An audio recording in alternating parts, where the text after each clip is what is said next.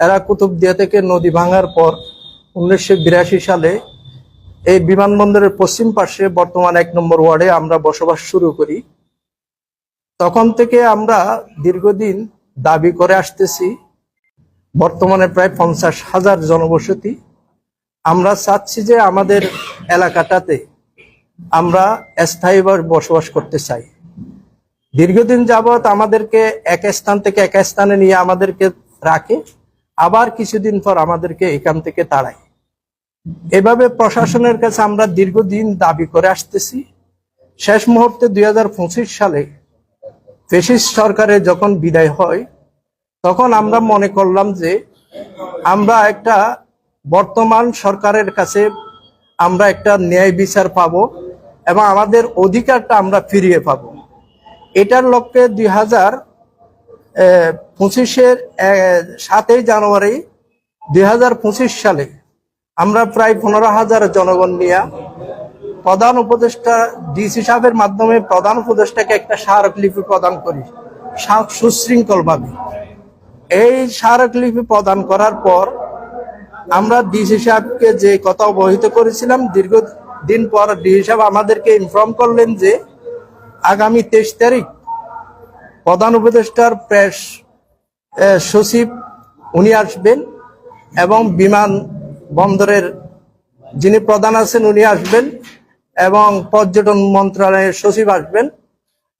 এই কক্সবাজার জেলার জামাত এবং বিএনপির নেতৃবৃন্দ এবং কুতুবদিয়া পাড়া 1 নম্বর ওয়ার্ডের ছাত্র প্রতিনিধি এবং কুতুবদিয়া পাড়ার জনসাধারণকে নিয়ে একটা বৈঠক ডাকে। ওই বৈঠকে তাদেরকে আমরা দাবি করি যে আমরা এতদিন পর্যন্ত যখন এখানে বসবাস করে আসছি, বিমানবন্দরের থাকবে এবং এই বিমান বাহিনী থাকবে, আমরাও এইভাবে স্থায়ীভাবে থাকবো, যেটা আমাদেরকে স্থায়ী বন্দোবস্ত দেয়। এটার কথা আমরা যখন ওনাকে বলি, আমাদের সাথে রাজনৈতিক নেতৃবৃন্দ, ডিসি মহোদয় এবং সচিবরা সবাই একত্রতা ঘোষণা করে। বৈষম্য বিরোধী ছাত্র আন্দোলনেরও দাবি ছিল, তাদের সকলের দাবির প্রেক্ষিতে তিনি ডিসি সাহেবকে, প্রধান উপদেষ্টার মুখ্য সচিব ডিসি সাহেবকে একটা দায়িত্ব দিচ্ছেন যে আপনি এর দায়িত্ব পালন করেন। এটা তাদের রাজনৈতিক নেতাদেরকে নিয়ে, ওই এলাকার মানুষদেরকে নিয়ে আপনি একটা মীমাংসা করে দেবেন। এই কথাতে আমরা চলে যাই। দীর্ঘদিন পর আবার আমরা এই এলাকাতে আমরা বলছিলাম যে আমাদের যখন সমস্যাটা সমাধান হয়ে যাবে, আমাদের ব্যাপারটা যখন সমাধান করে দেবে, বিমান বাহিনীও কাজ করবে, সিভিল এভিয়েশনে কাজ করবে, আমরাও ওখানে থাকবো, আমরা তাদের কাজে সহযোগিতা করবো। এই কথা বলার পর কিছুদিন পর দেখি যে বিমান বাহিনীর কিছু লোক অতি উৎসাহী হয়ে এখানে গিয়ে আমাদের কতগুলো ঘর বাড়িতে তালা সিলগালা করে দেয়। এখন আমরা সিলগালা কেন করলো এটা যখন জানতে চাই, তখন তারা আমাদেরকে বললো যে ঠিক আছে তোমরা আসো, আপনারা আসেন, এসে আমাদের সাথে কথা বলেন। এরপর আমরা বিমান বাহিনীর অফিসে যাই, তাদের সাথে কথা বলি। কথা বলতে গিয়া এদের মধ্যে আমরা যে কথাটা ইঙ্গিত পেলাম, আমরা সাধারণ জনগণ, কিন্তু এরা সরকারের কর্মকর্তা। এদের মধ্যে আমাদের মধ্যে ছাত্র এবং শিক্ষকের সম্পর্ক নয়। এরা আমাদেরকে যে কথাগুলো বলেছেন, ছাত্রকে সম্বোধন করার মতো তুমি ছাড়া আমাদের সাথে কোনো কথাই বলে নাই। এখানে বেশ কিছু কুরুচিপূর্ণ কথাবার্তা ওরা বলে ফেলছে আমাদেরকে। এরপর আমরা জনপ্রতিনিধি অর্থাৎ সাবেক এমপি লুৎফর রহমান কাজলের সাথে দেখা করলাম। উনি আমাদেরকে আশ্বস্ত করেছেন যে ডিসি সাহেব ছুটিতে আছে, আগামী 21 তারিখ, ফেব্রুয়ারির 21 তারিখ আসবে। আসার পর ওনার সাথে বসে আমরা একটা ডিসাইড করব, এটার ব্যাপারে একটা সিদ্ধান্ত নেব। এটা বলার পরে আমাদের লোকজন এখানে আসতে চাইলে প্রথমধ্যে তারা বিভিন্ন উস্কানিমূলক ভাবে আমাদেরকে উত্ত্যক্ত করতে চায়। তারপরে আমরা ধৈর্য ধরে আমরা তাদের সাথে কোনো খারাপ আচরণও করি নাই এবং তাদের সাথে কোনো দস্তাদস্তি এইরকম কোনো কাজ আমরা করি নাই। কিন্তু আজকে আমরা লুৎফর রহমান কাজল সাহেবের সাথে দেখা করতে আসছি। আমরা 7 জন লোক 10:30টার দিকে, 2 জন আমাদের সামনে মোটরসাইকেলে ছিল, আমরা একটা টমটমে ভিকটিম জাহেদের বাবা যাকে তুলে নিয়ে বিমান বাহিনী অনেক মারছে, সে এখন মুমূর্ষ অবস্থায়, ওনার বাবাও ছিল এবং উনি ওয়ার্ড বিএনপির সভাপতি, আরেক ওয়ার্ড বিএনপির সভাপতি আবুল বশর বহদ্দারও ছিল। আমরা এইভাবে ছিলাম। আমাদের তো যখন এইদিকে আসছি, এই যে ডায়াবেটিস পয়েন্টের পাশে তাদের যে একটা চেকপোস্ট আছে, এখানে জাহেদকে কি করে এরা গতিরোধ করে থামিয়ে ফেলে। এরপর ওনাকে রেখে দিছে। এর পিছন থেকে আমরা যখন আসছি, আসার পর আমরা নামছি, ভাই কি হয়েছে এখানে আমাদেরকে একটু বলেন। না, জাহেদকে আমরা এদেরকে একে নিয়ে যাব। ভাই আমরা তো আমাদের একটা কথা দিয়ে ডিসি সাহেবের সাথে কথা হবে এবং লুৎফর রহমান কাজল সাহেব আমাদেরকে যাওয়ার জন্য বলছে, ওনার সাথে পরামর্শ করে আপনাদের কি বলার আছে বলবো। কিন্তু এটা তারা তোয়াক্কা না করে আমাদের এইদিকে বালিকা মাদ্রাসার এইদিকেও রুট ব্লক করে দিছে, ওইদিকে সমিতিপাড়া তাদের চেকপোস্ট বরাবর রুট বন্ধ করে দিয়ে আমাদেরকে অ্যাটাক করে বিমান বাহিনীর সকল লোক এসে হায়নার মতো আমাদের কাছ থেকে এই জাহেদকে নিয়ে গেল। জাহেদকে যখন নিয়ে গেছে, তখন আমরা এসে লুৎফর রহমান কাজল সাহেবের অফিসে আসলাম। আসার পর ওনাকে এই জিনিসটা অবহিত করলাম। এর মধ্যে জাহেদকে কেন ছেড়ে দিচ্ছে না, জাহেদকে কি করতেছে, এটার জন্য জনগণ একটু উৎসুক হয়ে আসছে। আসার পর বিমান বাহিনী নির্বিচারে আমাদের ভাইদের উপর গুলি করেছেন, যার প্রেক্ষিতে আমাদের ভাইদের মধ্যে আপনারা এমন একটা ভিডিও ফুটেজ নেই যেখানে আমাদের ভাইরা তাদেরকে আক্রমণ করতে আসছে। কিন্তু বিভিন্ন চ্যানেল বলতেছে যে এখানে জনগণ বিমান বাহিনীর ঘাঁটির উপর কি করেছিল, আক্রমণ করেছে। এটা ডাহা মিথ্যা কথা। আল্লাহর কসম করে বলতে পারে আমাদের জনগণ এরকম নয়। আমরা কক্সবাজার জেলার মধ্যে কুতুবদিয়ার লোক, আমরা বাংলাদেশের সবচেয়ে শিক্ষিত একটা এলাকা। আমরা শান্তি এবং শৃঙ্খল ভাবে বসবাস করি। আমরা কারোর সাথে এরকম খারাপ আচরণ করি না। ওরা যে এরকম নেতার কথা বলতেছে, এই যে ডিসিও তাদের কাছে কোনো পাত্তা নেই এবং সচিবেরাও তাদের কাছে কিছু নয়। এদের আচরণ, এদের কথাবার্তা, এদের ধরে নেওয়া, এগুলো আমার মনে হচ্ছে যে আওয়ামী দূষরেরাই এখানে এখনো আছে। এখন সারা বাংলাদেশে একটা খারাপ পরিস্থিতি সৃষ্টি হয়ে গেছে, আইন শৃঙ্খলার অবনতি হচ্ছে। এইখানে আরেকটা জিনিস তারা ইচ্ছাকৃতভাবে সরকারকে ঘায়েল করার জন্য এইরকম একটা জিনিস ঘটাইছে আমার এটা মনে হচ্ছে। কারণ আমাদের কাছ থেকে একটা সুস্থ লোক ধরে নিয়ে গেল, তাকে ওখানে নিয়ে মারবে। এটা কোন দেশে আমরা বসবাস করি? আমরা তো বার্মিজ নয়, আমরা 1 নম্বর ওয়ার্ডের জনগণ, বাংলাদেশের জনগণ। আমাদের এখানে সরকার আছে, এমবিবিএস ডাক্তার থেকে ধরে সবকিছু আমাদের এখানে আছে। বর্তমান বাংলাদেশের যে নির্বাচনের কমিশনের প্রধান, উনি আমাদের কুতুবদিয়ার। আমরা তাদেরকে কোনো কিছু খবর বলি নাই। আমাদের দাবিটা নিয়ে আমরাই অ্যাডভান্স হচ্ছে। আমরা কোনোদিন উচ্ছৃঙ্খলতা তাদেরকে দেখা যায়নি। এখানে তাদের গুলিতে আমাদের এক ভাই, কি নাম জানি, নাহিদ, তিনি পিটিআর সাবেক সুপারিনটেন্ডেন্ট এবং কক্সবাজার গার্লসের হেডমিস্ট্রেসের একমাত্র সন্তান। তার 4 মেয়ে 1 ছেলে। তিনি নিরপরাধ। তিনি ঘর থেকে বের হয়ে কি হয়েছে এটা দেখতেছে। এই অবস্থায় তার মাথায় গুলি লেগে তার মাথার খুলি উড়ে গেছে। তার মগজগুলো দেখে আমি একেবারে হতভম্ব হয়ে গেছি। এরপর দেখি, কিছুক্ষণ পর দেখি, আসরের আগে করে বা 2:30-3টার দিকে দেখি জাহেদকে নিয়ে আসতেছে। সে একেবারে লাশের মতো। কেন? আইন শৃঙ্খলা কোথায় গেছে আজকে বাংলাদেশের? আমরা কি 5ই আগস্ট জুনে এইটাই চাইছিলাম? বাংলাদেশে অনর্থক রক্তপাত চেয়েছি আমরা চেয়েছি শান্ত শৃঙ্খল একটা দেশ। এখানে সকল জনগণ শান্তিতে বসবাস করবে, সকল মানুষের অধিকার পাবে। কিন্তু আমি প্রধান উপদেষ্টা মহোদয়কে আপনাদের মাধ্যমে অনুরোধ জানাচ্ছি যে আমরা এই বিষয়টা সুস্থ তদন্ত করে দোষীদের সাব্যস্ত করে আইনের আওতায় নিয়ে এসে তাদের শাস্তি দাবি করতেছি। আর এখন আমরা সংখ্যায় বোধ করতেছি এরা কখন আমাদেরকে তুলে নিয়ে দেয়। আমরা নিরস্ত্র মানুষ, আমরা সাধারণ জনগণ, আমরা এখন কেউ ঘরে থাকার করতে পারছি না। এরা আমাদেরকে সবসময় মোবাইলের মাধ্যমে হুমকি দেয়, অনেক মাধ্যমে আমাদেরকে উস্কানিমূলক কথা বলে আমাদেরকে তুলে নিয়ে যাবে। এইগুলো আমি প্রশাসনের কাছে জোর দাবি জানাচ্ছি। এইরকম পরিস্থিতি থেকে তাদেরকে দমন করে আমাদেরকে শান্তিতে বসবাস করার জন্য সরকার আমাদেরকে ব্যবস্থা করে দেবেন। এবং আমাদের মধ্যে তাদের যে সমস্যাটা হয়েছে, আমি দেখলাম বিভিন্ন চ্যানেল এখনো নিউজটা আমরা কুতুবদিয়া পাড়ার মানুষে এটা ঘটনা ঘটিয়েছি বলতেছে। আল্লাহর কসম করে বলতেছে এটা আমরা কোনোদিনে এই ঘটনা ঘটাইনি। এরা ইচ্ছাকৃতভাবে আমাদের সাথে এইরকম ঘটনা ঘটিয়ে এরা দেশের অস্থিতিশীল সৃষ্টি করার জন্য, এটাই তাদের একমাত্র কাজ হচ্ছে, এটাই দেশকে অস্থির করার জন্য এই কাজটা করা হয়েছে বলে আমি মনে করি। সুতরাং আমি প্রধান উপদেষ্টা মহোদয়কে জোর দাবি জানাচ্ছি, এটা সুষ্ঠু তদন্ত করে এটা যারা দোষী তাদেরকে আইনের আওতায় এনে তাদের শাস্তি কামনা করতেছি। এই বলে আমি আমার এখানে ছাত্র প্রতিনিধি আছে 2 জন, আমাদের এখানে কুতুবদিয়া পাড়ার যারা এই স্থায়ী বন্দোবস্তের জন্য আমাদের যে একটা কমিটি আছে, কমিটির আহ্বায়ক এম এ জাওতুল্লাহ কুতুবি আছে, আমাদের জাহেদ ভাইয়ের পিতা বাবা সাবের সাহেব আছে, আরো অনেক গণ্যমান্য ব্যক্তি আছে। আমি সাংবাদিক ভাইদেরকে আকুল আবেদন করব, আমাদের সংবাদটা যথাযথভাবে আপনারা কি করতে পারবেন, প্রচার করতে পারবেন। আমাদের কথার মধ্যে এখানে কোনো কি নেই, গরমিল নেই।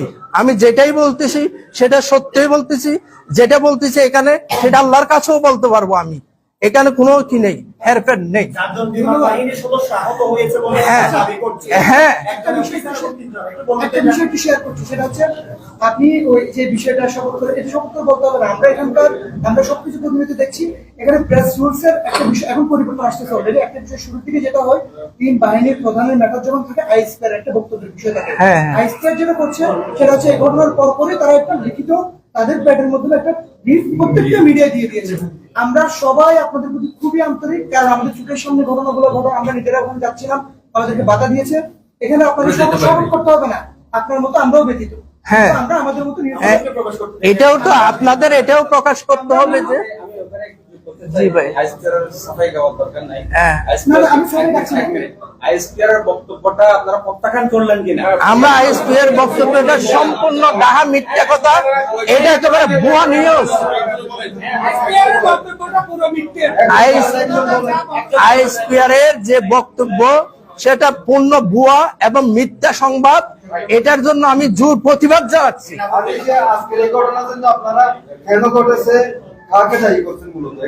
আমরা বিমান বাহিনীকে দায়ী করতেছি এখানে। আমাদের সাথে যে আমাদের জাহেদকে একটা এই যে মাথা গুজানোর ঠাইয়ের জন্য দাবি সবার, এটা বাংলাদেশের মানুষের মৌলিক অধিকার। এই দাবি করতে গেলে কি কেউ অপরাধী হয়? আর অপরাধী করলে আমাদেরকে আইনে নিয়ে যাবে। এরা কেন হায়নার মতো আমাদেরকে ধরে নিয়ে গেল?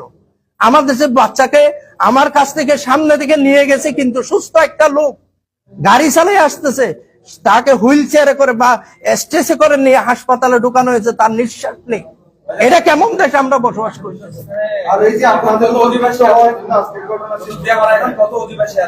আমাদের 40-50 হাজার। জি, আমরা ট্রান্সফার হয় নাই। আমি এটাকে ক্লিয়ার করে বলি, বাংলাদেশ সরকার যে কথাটা ওখানে কাজটা ওখানে করেছে, সেটা ফ্যাসিস্ট সরকার এটা একটা পরিকল্পিত আইনাগর করেছে। যে আইনাগর আমাদের দ্বারা থাকা, মানুষ থাকা, এটা কোনোদিনই সম্ভব না। আমরা মানুষ, আমরা গরু ছাগল নয়, আমরা কবুতর নয়। আমাদেরকে একটা রুমের তালাবদ্ধ করে রাখবে। আমাদের আত্মীয় স্বজন আছে, আমাদের ছেলে মেয়ে আছে, আমাদের অনেক কিছু আছে। এইগুলো সরকার টাকা ভাগাভাগি করার জন্য স্বৈরাচার সরকার এইগুলো আমাদের মতের বিরুদ্ধে। আমাদের একজন লোককে এটা বলে নাই। একটা জিনিস করার সময় আমাদের জন্য করতেছে, কিন্তু আমাদের সাথে তো কথা বলা লাগবে। এরা কোনোদিনই আমাদের সাথে কথা বলে নাই। এটা যদি বলতে পারে, এরকম ডকুমেন্টস তাদের কাছে নেই।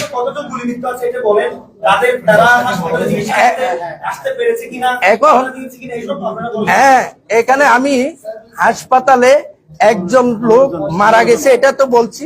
প্রায় অনেক লোক আহত হয়েছে, মাথায় গুলি লেগেছে, অনেকেরই গুলি সরাসরি অল্প আহত হয়ে চলে গেছে এবং অনেকের পায়ে লেগেছে।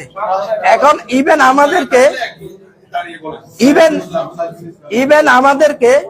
আমাদেরকে রুগী নিয়ে আসতে দেয় না এরা।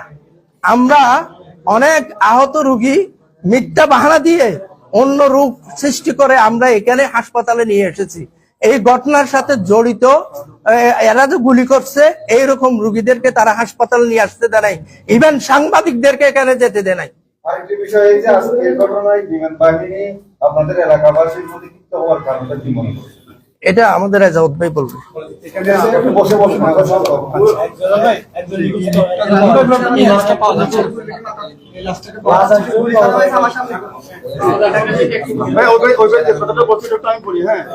আমরা গত 7 জানুয়ারি আমাদের মাননীয় প্রধান উপদেষ্টা বরাবরে আমাদের 43 বছরের যে জনবসতি, এই জনবসতি জায়গাটাকে আমরা স্থায়ী বন্দোবস্ত পাওয়ার জন্য একটা স্মারকলিপি প্রদান করেছে আমাদের মাননীয় জেলা প্রশাসক মহোদয়ের মাধ্যমে।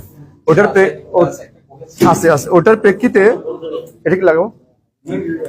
ডাইরেক্টলি বলুন, দোকানদার বললে তো রেকর্ডের সমস্যা। হ্যাঁ বলুন। ওটার প্রেক্ষিতে আমাদের মাননীয় প্রধান উপদেষ্টার পক্ষ থেকে ওনার প্রিন্সিপাল সেক্রেটারি এম সিরাজউদ্দিন মিয়া সহ সিভিল এভিয়েশনের প্রধান, বন্দর কর্তৃপক্ষের প্রধান এবং বেসামরিক বিমান পরিবহন ও পর্যটন মন্ত্রণালয়ের প্রধান সহ সবাই আমাদের এখানে আসছিল। আমাদের রাজনৈতিক নেতৃবৃন্দ, বৈষম্যবিরোধী ছাত্র আন্দোলন নেতৃবৃন্দ, নাগরিক কমিটি সহ বিভিন্ন পর্যায়ের সাংবাদিক বন্ধুরা সহ সবাই আসছিলেন, ওখানে বসছিলেন। আমাদের সাথে কথা হয়েছে, আমাদের ডিসি মহোদয়কে দায়িত্ব দেওয়া হয়েছে। উনি আমাদেরকে বলছে যে কি এই বিষয়টা আমাদের এক্স এমপি যিনি রুদ্রময় কাজল সাহেবকে মিন করে পরবর্তীতে একটা এলাকাবাসী সহ বসে সিদ্ধান্ত নেওয়ার একটা কথা উনি বলছেন। ওই সিদ্ধান্তের আলোকে আমরা সবাই আছি এবং আমাদের জেলা প্রশাসক মহোদয় সম্মেলনের জন্য 7-8 দিন জেলার বাইরে ছিল। উনি আসার পরে আমাদের এইটা বসার কথা। তো ইতিমধ্যে আমাদের বিমান বাহিনীর পক্ষ থেকে আমাদের কতগুলো ঘরকে আপনার সিলগালা করে দেওয়া হয়েছে। তো আমরা জেলা প্রশাসক মহোদয়ের ভারপ্রাপ্ত যিনি ছিলেন জেনারেল, ওনার সাথে আমরা কথা বলি, স্যার আমাদেরকে এভাবে করা হচ্ছে, মানে এটা একটা আপনি দেখেন। তো আমাদের অভিভাবক হিসাবে আমরা আসছি, আমরা বলে চলে গেছি। এখন আমাদেরকে বিমান বাহিনী আমাদেরকে ডেকে বিভিন্ন ধরনের হুমকি দামকি দেওয়া শুরু করছে এবং বলছে যে কি ডিসি, আমার মর্যাদা ডিসি, আমার উপরে ডিসির উপরে আর দুজন আছে, আমরা ডিসি এগুলো আমরা করি না। তা আমি বলছি স্যার এটা তো আমরা একটা পেন্ডিং অবস্থা, এখানে কোনো আমরা অথচ 82 সাল থেকে আসার পর থেকে 3 বার বিমানবন্দর সম্প্রসারণের জন্য উচ্ছেদ করে আমাদেরকে বিমানবন্দর সম্প্রসারণের কাজ শেষ করে দিয়েছে। টাকা ওরা নিয়ে ফেলছে, যেটা নেওয়ার দরকার সেটা নিয়ে ফেলছে।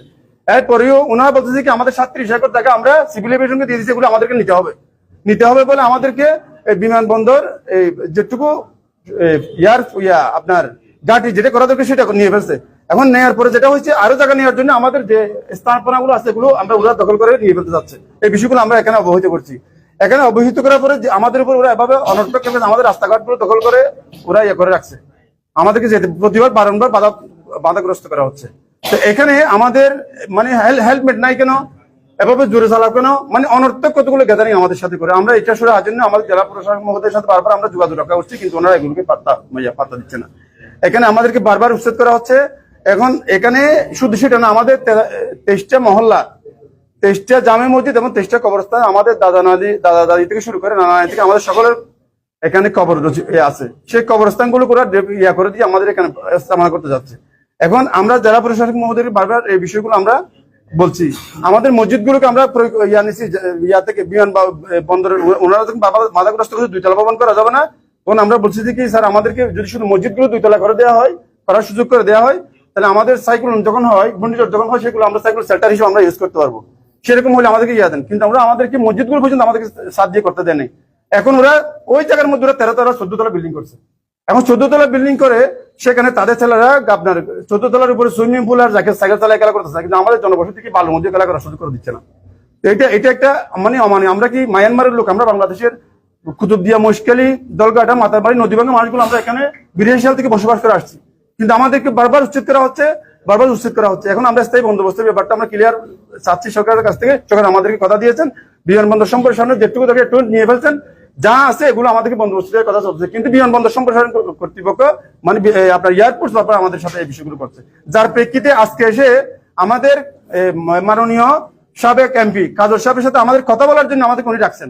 তো আমাদের আসার মতে আমাদের ওখানে জাহেদ যিনি সবচেয়ে একটু তৎপর ভূমিকা রাখে বলে মনে হচ্ছে ওনাদের দৃষ্টিতে, ওনাকে গাড়ি আটকে মোটরসাইকেল থেকে নামাইয়া তারপর ওনাকে মানে করছে। এখন আমাদের লোকজন যখন বুঝতে পারছে 3-4 ঘন্টা পর্যন্ত জাহেদকে ছেড়ে দিচ্ছে না, অথচ ওরা মোটরসাইকেলের জন্য কোনো প্রবলেম হলে ওরা একটু যাচাই বাছাই করে ওরা ছেড়ে দেয়, কিন্তু 3-4 ঘন্টা কেন ছেড়ে দিচ্ছে না এটা জানার জন্য আমাদের এলাকাবাসী জানতে চাইলে ওনারা আমাদেরকে মানে জাবাই পড়ে। এই লোপাতেই গুলি করে অনুমানিক 10 থেকে 15 জন, মানে 14 জন মানুষ, 14 জন গুলিবিদ্ধ হয়েছে, যাদেরকে হাসপাতাল আনতে শুদ্ধ ওনার গিয়া হয়ে গেছে। বিশেষ করে জাহেদের অবস্থা খুবই হয়তো সেটা নিয়ে যেতে হতে পারে। আমাদের সবচেয়ে বড় আমাদের কষ্ট, সবচেয়ে বড় সুখের বিষয় হলো কক্সবাজারের যিনি প্রাইমারি স্কুলের মাস্টার থেকে পড়াতেন আমাদের নাজির স্যার, মানে পিটিআর সুপারিনটেন্ডেন্ট, ওনার কোনো সন্তান নাই, একটা সন্তান ছিল, 4 জন মেয়ে আছে, ওনার সন্তানটা আজকে দুনিয়া থেকে চলে গেল। একটা সন্তান ছিল শুধু, ওনার সন্তান দুনিয়া থেকে চলে গেল। আরেকটা লাশ আমরা ইতিমধ্যে অনেক খোঁজাখুঁজি করছি, কিন্তু আমরা পাচ্ছি না। ওনারা আমাদেরকে এমন ভাবে গুলাগুলি করছে, আমাদের লোকজন সরে গেছে। যাকে পাচ্ছি না, আমরা ইয়া পাচ্ছি না, কিন্তু লাস্টটা নিয়ে যাচ্ছে, সেটা হয়েছে। মানে এটা দেখছি, কিন্তু নামটা আমরা এখনো শনাক্ত করতে পারতেছি না। এই যে আজকের ঘটনা, আপনারা এরকম বিচার চান, আর আগামীতে আপনাদের কোনো কর্মসূচি থাকবে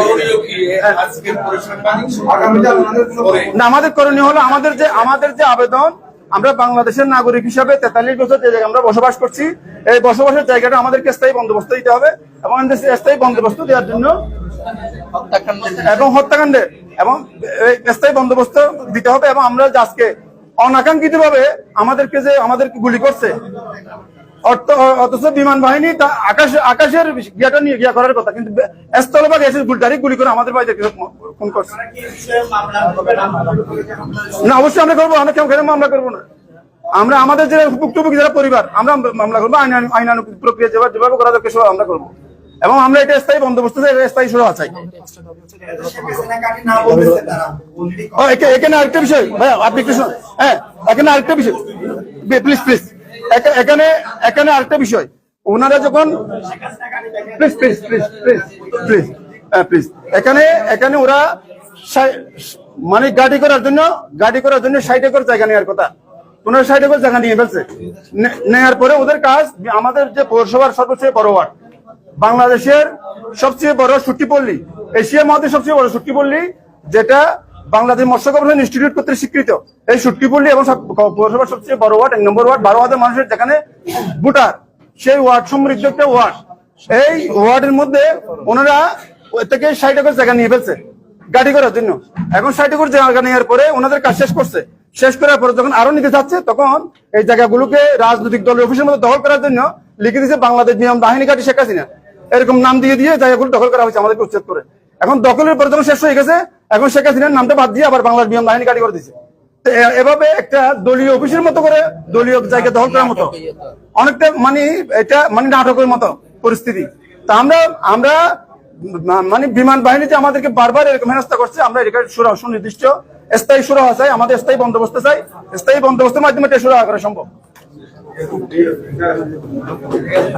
আমরা এখানে আরেকটা কথা বলছি, আমাদের মাননীয় আপনার সমন্বয়ক যারা আছেন, আমাদের মাননীয় সেনা প্রধান যিনি আছেন, উনি যদি চায় একটা সুন্দর একটা তদন্ত করে এই যে জিনিসটা সুরাহা হওয়া সহজ হবে আমাদের মনে হচ্ছে।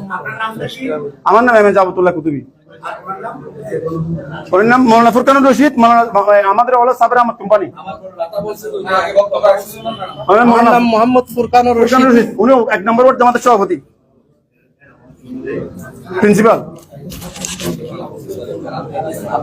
জি, আমাদের জাহেদ ভাই আপু, আমাদের বিএনপি সভাপতি জাহেদ ভাই, আমাদের সাবের আহমদ কোম্পানিকে কথা বলবেন।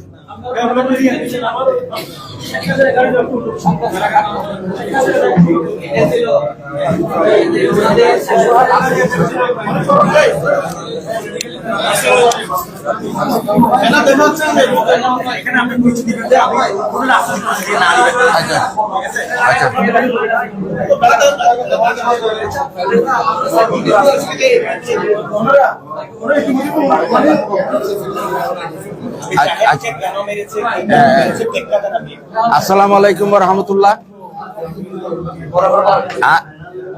আর হচ্ছে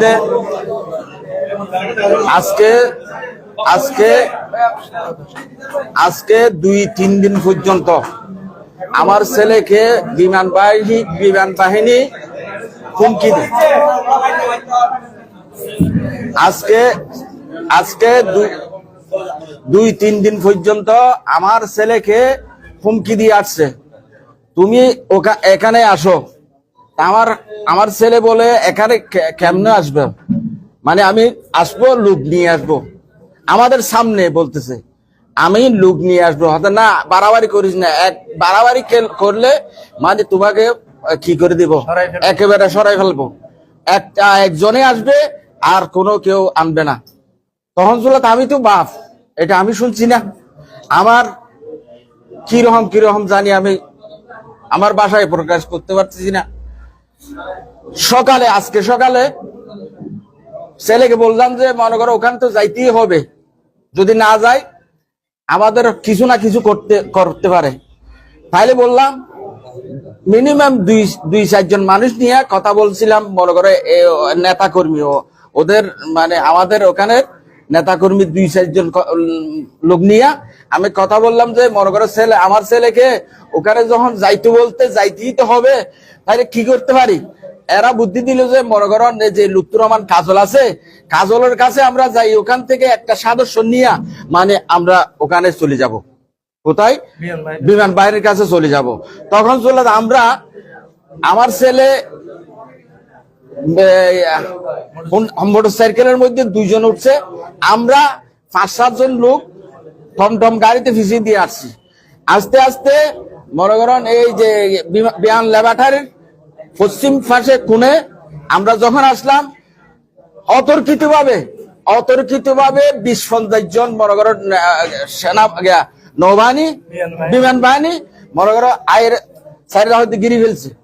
তো গিরে যখন ফেলছে আমরা তাড়াতাড়ি গাড়ি থেকে নামলাম, তাদেরকে বললাম যে কি হয়েছে, এই বেশি বলবে না, বেশি বললে কি দিব, সাহায্য করবো, বেশি বলবে না, মানে দাম দুম মানে এভাবে এলোফাতারি, মানে আমরা তো মাত্র 4-5 জন লোক এলোফাতারি মারার আরম্ভ করে দিচ্ছে।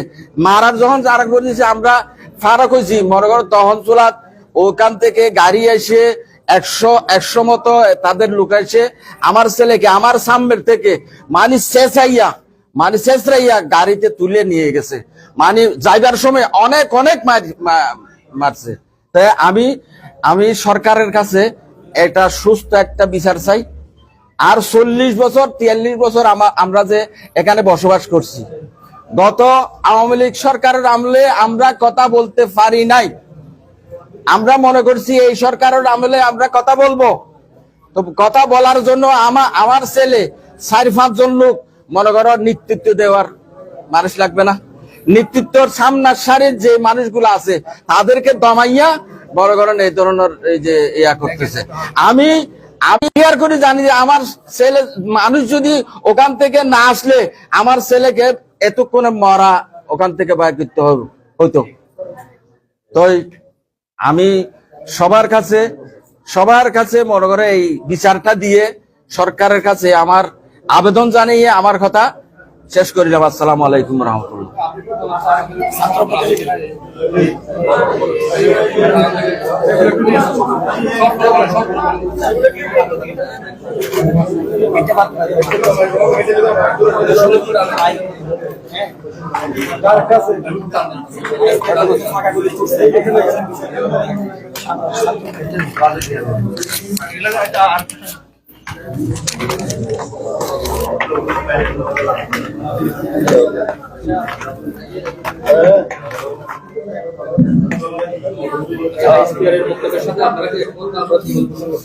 আমি যদি একটু প্রথম থেকে বলি তাহলে ক্লিয়ার হবে আর কি। প্রথম থেকে হচ্ছে আমাদের একটা ফোন আসে হঠাৎ করে ওখানে সমিতিপাড়া 1 নম্বর ওয়ার্ডে আমাদের যারা প্রতিনিধি আছে ওনাদের মাধ্যমে আমাদের কাছে একটা কল আসে যে এরকম একটা অবস্থা, ওনারা যে আন্দোলন করতেছে, ওনাদের অস্তিত্বের জন্য যে লড়াইটা করতেছে, ওখানে সম্মুখ সারির একজনকে আটক করে রাখছে বিমান বাহিনী। এটার প্রেক্ষিতে হচ্ছে আমরা তাৎক্ষণিক ওখানে যাই, ওখানে গিয়ে দেখতেছি অবস্থা খুবই বেগতিক, একটা সাংঘর্ষিক একটা বিষয় চলে আসছে এখানে। তারপর আমাদেরকে অনেকক্ষণ আটকে রাখছিল এখানে, সাংবাদিক সহ লোকাল যে সাংবাদিক আপনারা তো জানেন অবশ্যই, এখানে আটকে রাখছিল। পরবর্তীতে হচ্ছে আমরা ওদের সাথে কথাবার্তা বলে হচ্ছে আমরা ভিতরে প্রবেশ করি। ভিতরে প্রবেশ করার পরে আমরা একজন নিহত হওয়ার খবর পাই। আর এলাকাবাসীর কাছ থেকে কথা বলে জানতে পারি যে একটা লাশ ওনারা দেখেছেন, কিন্তু ওনাকে শনাক্ত করতে পারেননি কার লাশ, আর ওনাকে এখনো পর্যন্ত পাওয়া যায়নি।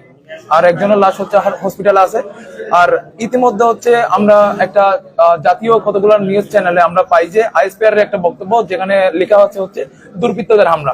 আমি এটা তীব্র নিন্দা জানাচ্ছি, কেন তাদের এই অপ্রাসঙ্গিক একটা বক্তব্যের কারণে পুরো একটা কমিউনিটিকে সন্ত্রাসী রূপ দেওয়া হচ্ছে, সন্ত্রাসী একটা রূপ দেওয়ার অপচেষ্টা চালানো হচ্ছে। তাই এলাকাবাসীও এটা জানে, আর লোকাল যে সাংবাদিক গুলো আছে আপনারাও জানেন সবগুলা বিষয়গুলো কিরকম হয়েছিল, সবগুলো আমাদের চোখের সামনে হয়েছে।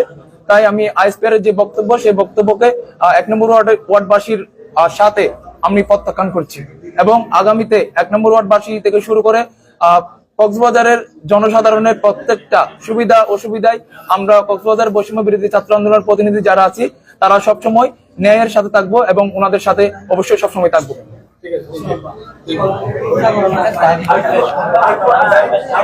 আমাদের কয়েকটা দাবি আছে।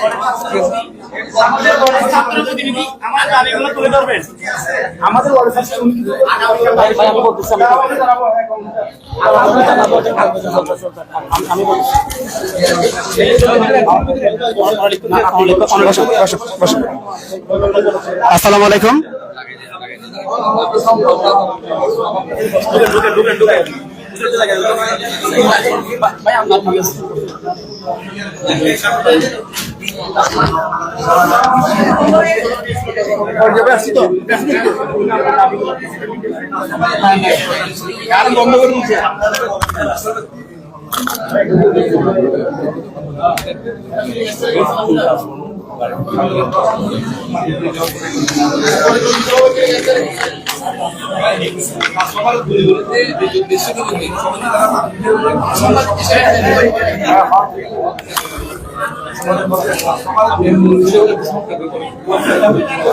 আসসালামু আলাইকুম, আমি সোহানুর রহমান সোহেল, 1 নম্বর ওয়ার্ডের ছাত্রদের প্রতিনিধি হিসেবে আছি।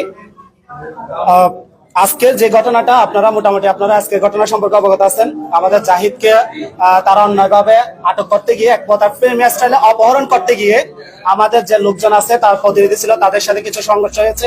পরবর্তীতে তারা ওপেন ফায়ারিং এর মাধ্যমে আমাদের একজন ভাইকে শাহাদাত বরণ করেছে, আর আমাদের অনেক ভাই আহত হয়েছে, হাসপাতালে কাতরাচ্ছে। আমাদের যে ট্রান্সফরমার আছে, বিদ্যুতের ট্রান্সফরমার, তারা বিদ্যুতের ট্রান্সফরমারে গুলি করে বিদ্যুতের ট্রান্সফরমার নষ্ট করে দিয়েছে। এই মুহূর্তে আমাদের এলাকায় কোনো বিদ্যুৎ নেই, এটা পুরাটাই আমরা এখন এই মুহূর্তে বিদ্যুৎ বিচ্ছিন্ন। পাশাপাশি আমাদের এলাকার যে মানুষগুলো আছে, এই মানুষগুলো এখন পুরাটাই ভয়ের মধ্যে আছে, একটা কাহিল অবস্থার মধ্যে আছে। আজকের ঘটনা, আমি ঘটনাতে যাচ্ছি না, আজকের ঘটনার উপর ডিপেন্ড করে আমাদের কিছু দাবি দেওয়া আছে 1 নম্বর ওয়ার্ডের পক্ষ থেকে। আমি সেই দাবি দেওয়াগুলো আপনাদের সামনে উপস্থাপন করতেছি।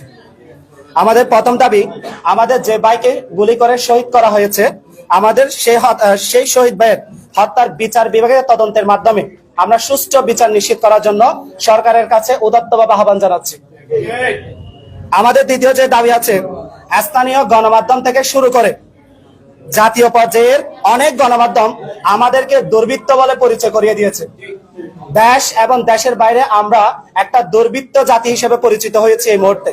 আমরা সেটা তীব্র নিন্দা এবং প্রতিবাদ জানাচ্ছি, এবং আমাদের যে দুর্বৃত্ত বলে যে সংবাদ প্রচার করা হয়েছে, সেই সংবাদকে দুঃখ প্রকাশ করে সেই সংবাদ উইথড্র করার জন্য, প্রত্যাহার করার জন্য আমরা জোর দাবি জানাচ্ছি। আমাদের 3 নম্বর যে দাবিটা আছে, আমাদের 40 বছর ধরে ব্যবহার করা যে রাস্তাটা বিমান বাহিনী এখন নিজেদের বলে প্রচার করতেছে, এই রাস্তাটা আমরা গত 40 বছর ধরে ব্যবহার করতেছি। আমাদের হাতে এই রাস্তাটা তৈরি হয়েছে। বিমান বাহিনী এখানে এসেছে 2007 সালের পরে, অথচ আমরা 1982 সাল থেকে এই রাস্তাটা ব্যবহার করতেছি।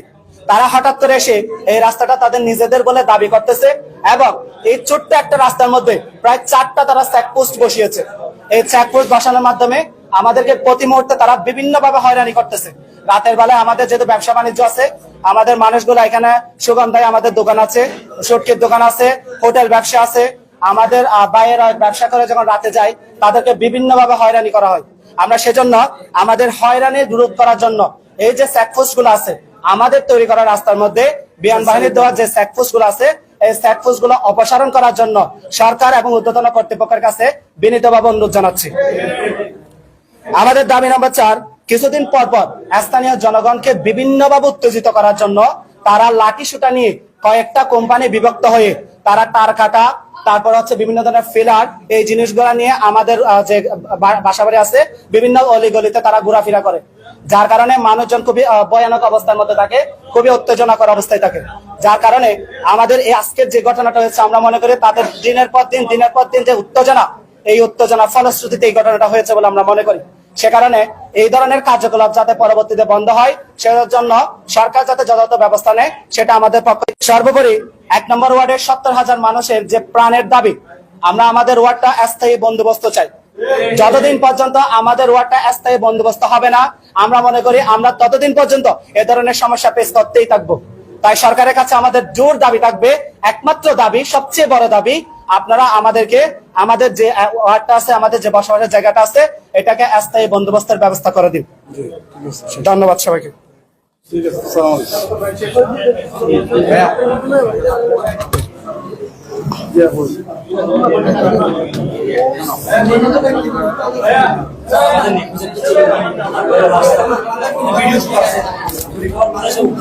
আমরা একটা বিষয়, আপনারা সাংবাদিক ভাইয়েরা বন্ধুরা আছেন, আপনাদের মাধ্যমে আমরা একটা বিষয় জানাতে পারছি। আমরা আমাদের এই বাইকে আমরা খুঁজে পাচ্ছি না। আপনারা সবাই দেখতেছেন, তাকে গুলি করে, তাকে কাঁধে করে তাদের ভিতরে নিয়ে যাওয়া হয়েছে। আমরা তাকে খুঁজে পাচ্ছি না এই মুহূর্তে। আপনাদের মাধ্যমে আমরা আমাদের দাবি যাচ্ছি, আমাদের এই বাইকে যাতে আপনারা খুঁজে দেন। আপনারা আমাদের এই বাইকে খুঁজে দেওয়ার ব্যবস্থা করবেন, এটা আমরা আপনাদের কাছে দাবি করতেছি। ভিডিও আছে, ভিডিও থাকে। ভিডিওটা দেখেন।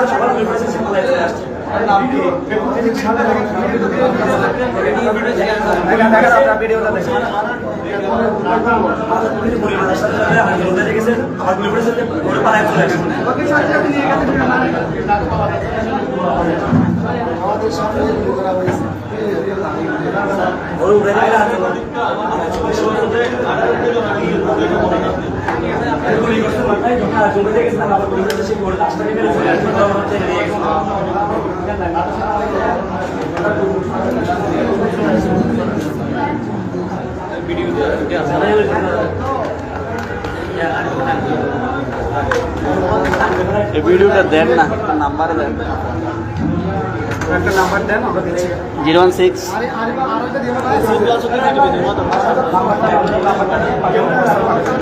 016